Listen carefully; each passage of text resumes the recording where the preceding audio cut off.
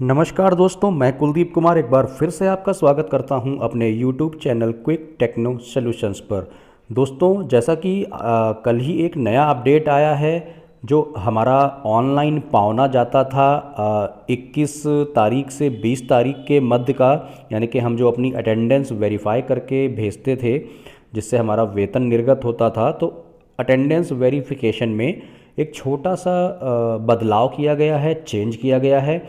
कई सारे अध्यापक साथियों को उसमें थोड़ा सा कन्फ्यूज़न हो रहा है, तो इस वजह से अगर आप ये वीडियो पूरा देख लेंगे तो आपको बहुत ही सिंपल वे में इजीली आपको समझ में आ जाएगा कि कुछ भी उसमें ऐसा टिपिकल नहीं है, बहुत ही इजी है और बहुत ही आसान कर दिया गया है अपने विद्यालय के स्टाफ का अटेंडेंस वेरीफाई करके उसको लॉक करना। तो आइए देरी न करते हुए शुरू करते हैं वीडियो को। सबसे पहले EHRMS UPSDC की वेबसाइट को ओपन कर लेंगे हम। उसके बाद हम जैसा कि करते हैं EHRMS लॉगिन पे हम क्लिक करेंगे और विद्यालय के जो भी प्रधानाध्यापक हैं वो अपनी ID से यहाँ पर लॉगिन कर लेंगे। लॉगिन करने के बाद दोस्तों हम आ जाते हैं अपने डैशबोर्ड पे और वहाँ हम जाएंगे पेरोल में। पेरोल में पहले की तरह ही हमको दो ऑप्शन मिलते हैं, सैलरी स्लिप और अटेंडेंस। तो हम जाएंगे अटेंडेंस पे। अब अटेंडेंस में हमको यहाँ पर 3 ऑप्शन दिख रहे हैं जिसमें थोड़ा सा कन्फ्यूज़न या डाउट हो रहा है कि हमको इसमें क्या करना है।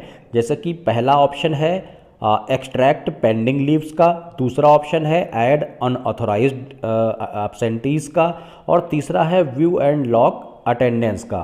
तो थोड़ा सा समझ लेते हैं इसको। तो जो भी विद्यालय के इंचार्ज प्रधानाध्यापक या प्रधानाध्यापक हैं वो अपनी आईडी से लॉगिन कर लेंगे, यहाँ पर आ जाएंगे और उसके बाद अब इन 3 ऑप्शंस में आपको क्या करना है, कैसे करना है, ये समझ लेते हैं।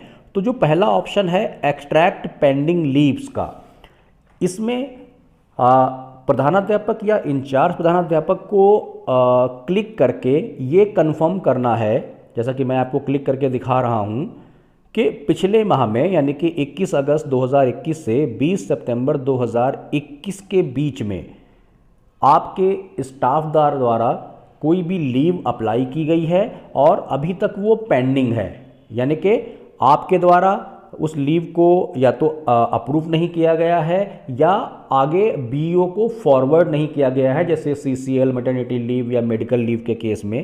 तो ऐसी अगर कोई लीव पेंडिंग है तो आप एक्सट्रैक्ट पेंडिंग लीव में आएंगे और ये आपको पीरियड दिखाई देगा, आप इसको सबमिट करेंगे तो नीचे आप देख रहे हैं नो वैल्यू लिख के आ रहा है। इसका मतलब क्या हुआ कि मेरे स्टाफ यानी सहायक अध्यापक, शिक्षा मित्र या अनुदेशक, उन्होंने जो भी इस पिछले 1 माह के दौरान लीव अप्लाई की है वो सारी अप्रूव है या उन्होंने कोई लीव अप्लाई नहीं की है। कहने का मतलब मेरे अकाउंट में यानी कि हेडमास्टर या इंचार्ज प्रधानाध्यापक के अकाउंट में कोई भी लीव अप्रूव करने के लिए पेंडिंग नहीं है।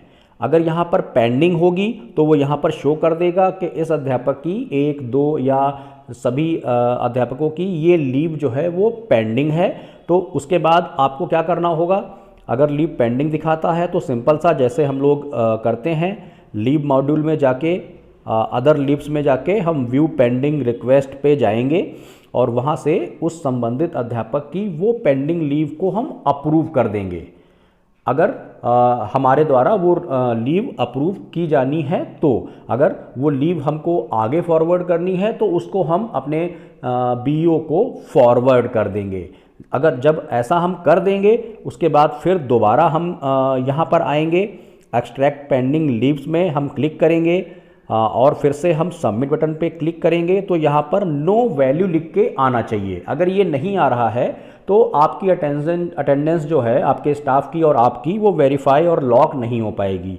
तो इसका विशेष ध्यान रखें। इसके बाद हम बैक बटन से बैक जाएंगे और आएंगे दूसरे ऑप्शन पे जो कि है ऐड अनऑथराइज्ड एब्सेंटीज।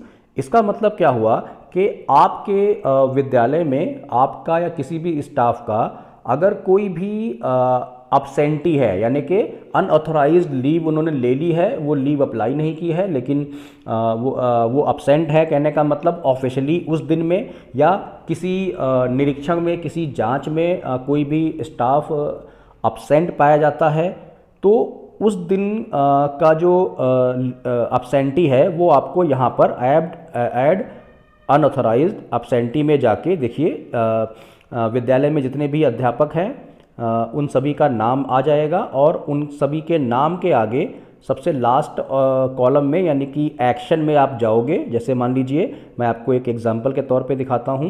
अगर कोई ऐसा अध्यापक है जिसने कोई अनऑथराइज्ड लीव ली है यानी कि वो अब्सेंट रहे हैं या निरीक्षण में अब्सेंट पाए गए हैं या किसी भी कारण की वजह से, तो उस अध्यापक के आगे आप एक्शन कॉलम में आप सेलेक्ट पे क्लिक करेंगे और जैसा हम लोग पहले करते थे यानी कि पिछले माह में जैसा हम लोग ली गई लीव को हम यहाँ पर फिल करते थे उसी तरीके से अब यहाँ पर उस अब्सेंट के दिन को हम सेलेक्ट करेंगे। जैसे अब्सेंट फ्रॉम से अब्सेंट टिल यानी कि अगर लगातार एक से अधिक दिनों तक अब्सेंट है या एक दिन है तो दोनों में सेम डेट। उसके बाद अब्सेंट डेज का नंबर अपने आप आ जाएगा और अब्सेंट रीज़न यानी कि आपको यहाँ पर रीज़न सेलेक्ट करना पड़ेगा। जैसे मैं आपको करके दिखा देता हूँ।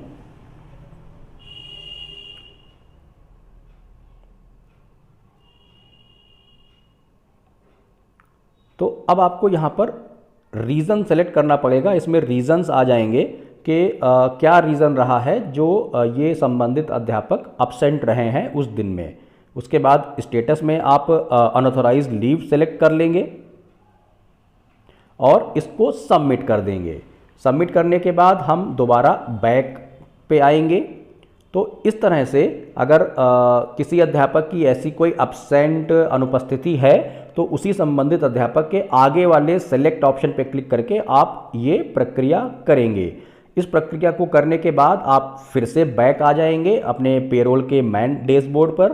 तो अब आपने क्या किया, आपने एक्सट्रैक्ट पेंडिंग लीव में जाके चेक कर लिया कि किसी भी अध्यापक की कोई लीव जो है वो अप्रूव करने को पेंडिंग नहीं है। और उसके बाद आपने ऐड अनऑथराइज्ड अब्सेंटी में जाके अगर कोई अब्सेंटी है पिछले एक माह में यानी कि 21 तारीख से 20 तारीख के बीच में, तो उसको आपने यहाँ पर फिल करके सबमिट कर दिया। अगर नहीं है तो आपको ये नहीं करना है।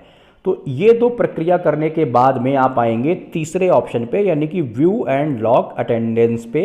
इस पे हम क्लिक करेंगे। अब क्लिक करने के बाद में देखिए यहाँ पर लिख के भी आ रहा है रेड कलर से, all employees of the school are present in the entire attendance duration. इसका मतलब क्या हुआ कि कोई भी स्टाफ जो है वो अब्सेंट नहीं है या उसने अगर कोई भी अवकाश लिया है तो वो ऑलरेडी अप्रूव है। तो सारे एम्प्लॉयज़ जो इंटायर अटेंडेंस ड्यूरेशन में वो प्रेजेंट रहे हैं स्कूल में। ठीक है, इसको आप देख लेंगे, क्लिक करेंगे, आपसे पूछेगा are you sure you wish to lock 0 records. इसको आप ओके कर देंगे और आपका जो रिकॉर्ड है वो लॉक हो जाएगा। लॉक होने के बाद में आप देखेंगे पूर्व की भांति वहाँ पे जैसे हम पहले भी करते थे वहाँ पर प्रिंट का राइट साइड में ऊपर एक ऑप्शन आ जाएगा और नीचे आप देखेंगे तो यहाँ पर लिखा भी हुआ है all other employees who names are not included in the above list are present in the entire attendance duration. यानी कि जितने भी कर्मचारी या अध्यापक विद्यालय में हैं वो इस इंटायर अटेंडेंस ड्यूरेशन में उपस्थित रहे हैं, कोई भी एब्सेंट नहीं रहा है और अगर उन्होंने लीव लिया है तो वो लीव अप्रूव है, ऑथराइज्ड लीव है। तो इसके बाद में सिंपल सा आपकी जो अटेंडेंस है वो लॉक हो गई है और आप प्रिंट पे क्लिक करके इस तरह से कुछ ये फॉर्मेट चेंज किया गया है। पहले सभी का नाम आता था प्रिंट आउट में, लेकिन अब केवल जो अभी हेडमास्टर या इंचार्ज प्रधानाध्यापक हैं उनका नाम आएगा और केवल एक ही स्टेटमेंट आएगा all employees of the school are present और absent with approved leave during the attendance period और ऊपर पीरियड आएगा 21 अगस्त से 20 सितंबर जो कि हमारा अभी का है। तो इसी का प्रिंट आउट निकाल के आप साइन करके अपने विद्यालय में सुरक्षित रख सकते हैं या इसकी पीडीएफ को आप सेव करके अपने पास सुरक्षित रख सकते हैं।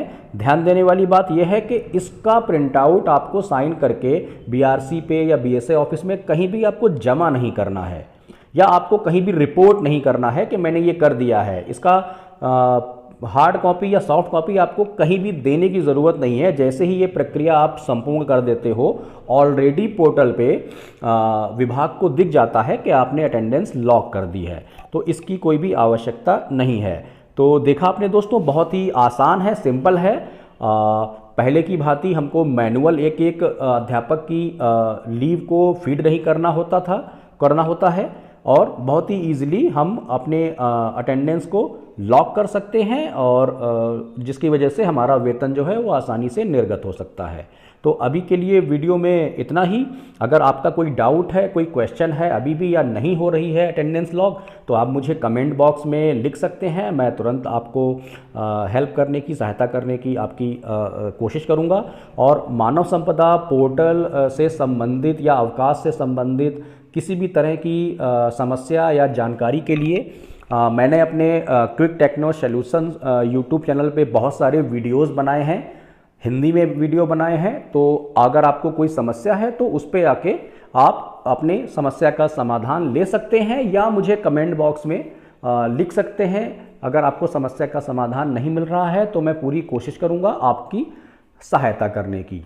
तब तक के लिए दोस्तों, आप सभी का बहुत बहुत धन्यवाद।